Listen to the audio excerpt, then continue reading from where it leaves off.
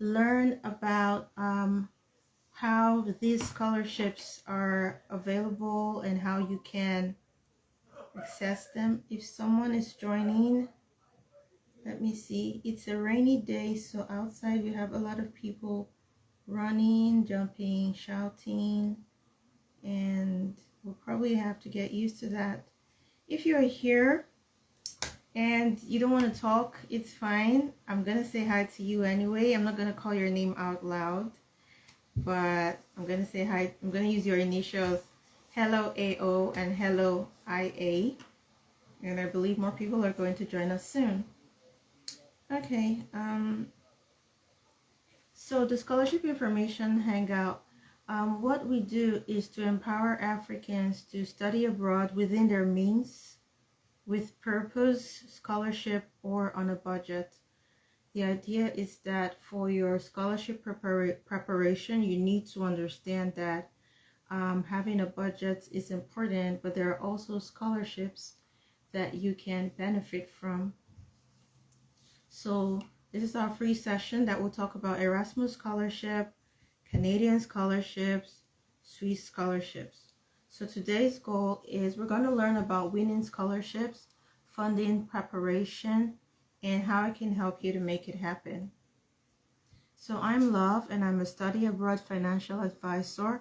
I guide people into making healthy, debt-free financial decisions for study abroad, also known as Soft Life Study Abroad, because we are aware that a lot of people that are studying can you see my screen? Okay. All right, so I'm sharing my because we're aware that there are a lot of people studying abroad that are struggling, that are making headlines for being homeless and stranded, and that is not what we want for our country and for our African image abroad.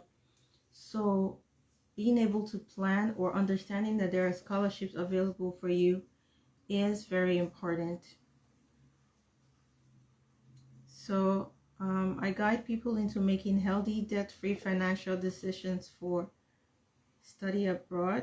Sorry, I'm going to be accepting people as we go, just in case.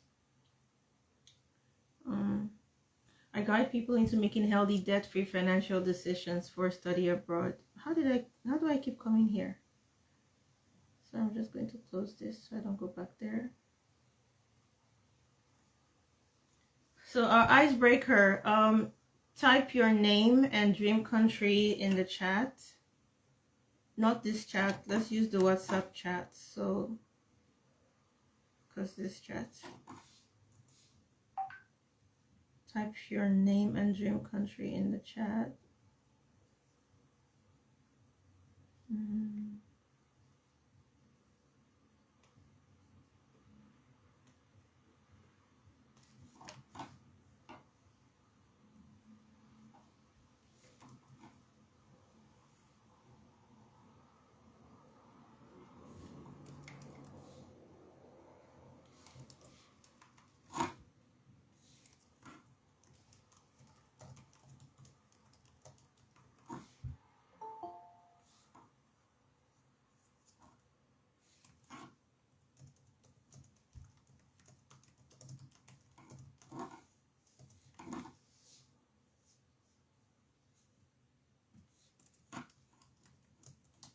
So I'm writing different reasons for study abroad in the so you can vote.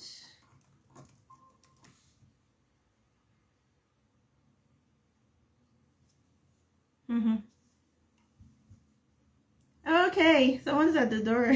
Sorry, I was typing on WhatsApp. Search for people waiting to join. Okay, how do you do this? Okay, sorry, I started seeing something else. That's why I was like, how do you do this? Okay, so responses that I'm getting are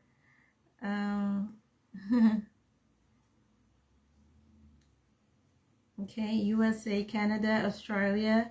I'm gonna go up here. There's Ifedima, Switzerland, Netherlands, Ireland, Australia, It's very good that you're thinking about countries in Europe, because as we see, there's a crackdown actually on Nigerians in the US, and there's also immigration policies being strengthened and made very strict for people studying in the UK. It's just it's becoming something else. So I'm happy to see some of you writing about European countries. USA, Canada, Australia, good as well. Very, very good. Anglophone, it's always very good.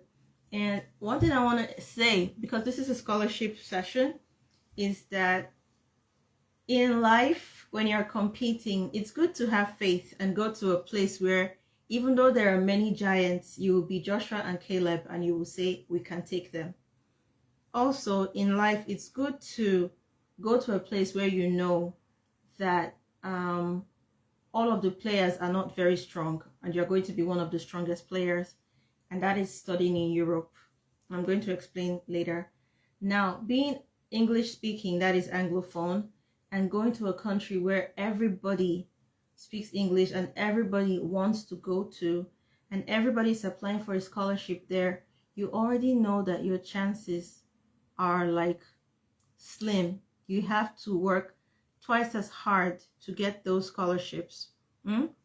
But if you go to apply to Europe, already as a Black person, you might, as an African, you might have an advantage. Just that in the US, they've removed diversity admissions, okay? But imagine now you're applying to a place like Europe. They've not met anyone from Nigeria before. They've seen Africans, of course, but from Nigeria, you're Anglophone, and you know you bring this rich diversity to their community. You actually do stand a better chance.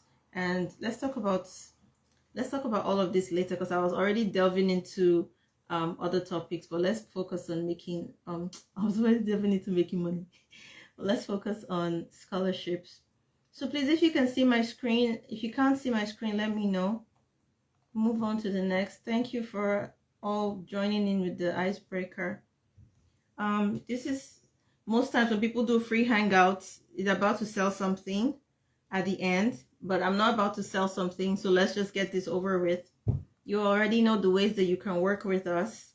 Either there's coaching, personalized assistance for scholarship, personalized assistance, self-funded, complete. That means someone is going to do it for you. We initially didn't used to do that for scholarships, but now we do it when we see that this student has potential. That means it's someone that can defend the work that will be done for them.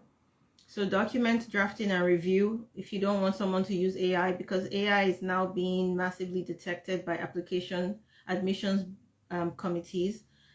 We do that for you, CVs and other essays that you might be asked to write, diversity essays, leadership essays, all those other things. No, we can't do icebreaker twice. Okay. Now, what we covered today: global Erasmus, global scholarships, Erasmus Mundus, Canadian scholarships, Swiss Excellence University, Swiss Excellence scholarships, and university scholarships. Common application mistakes, smart strategies to stand out.